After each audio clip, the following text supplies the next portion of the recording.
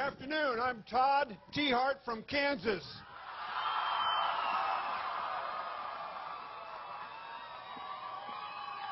Greetings, America.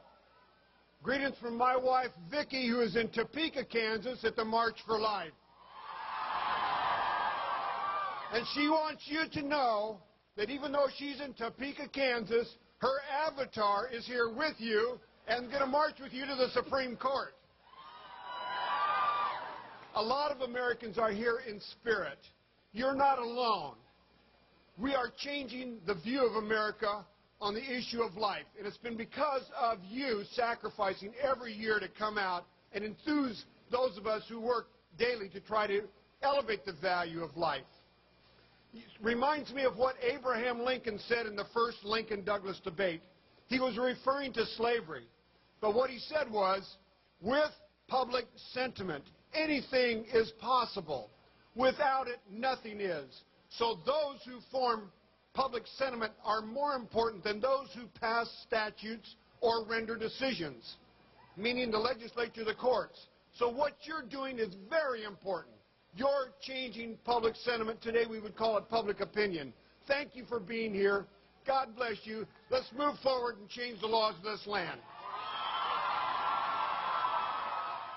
My amendment to prohibit terrorist detainees from being transferred or released in the United States. Congress should not abdicate its responsibility to provide for the common defense of this nation. We should be able to speak on this issue. Americans deserve an up or down vote on the question, do we welcome terrorists on the streets of America or not? This rule simply sweeps the question under the rug, hoping the problem will go away. The gentleman from Colorado mentioned that we could send them to Fort Leavenworth.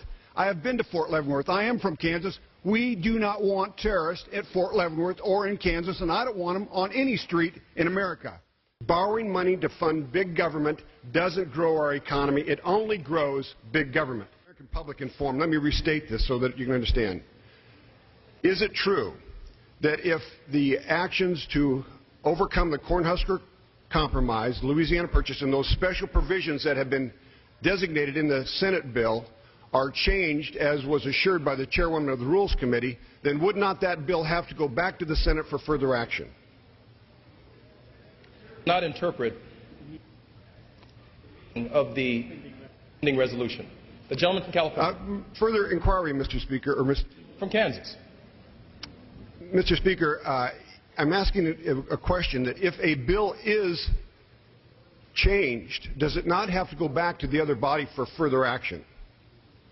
Because the gentlewoman from New York has assured the gentleman from California that his concerns about specific sections that were used to get specific votes is going to be changed by the manager's amendment. Would that not then change the underlying Senate bill, which would then have to go back to the other body for further action? Is that not true? The Chair will not interpret the meaning of the pending resolution as it is being debated by members in the present debate. The gentleman from California. Well, Mr. Speaker, I'm a little confused then. Perhaps you could, in a parliamentary inquiry, explain to me that if a bill is changed, once it comes from the other body, does it not have to return to that body for further action?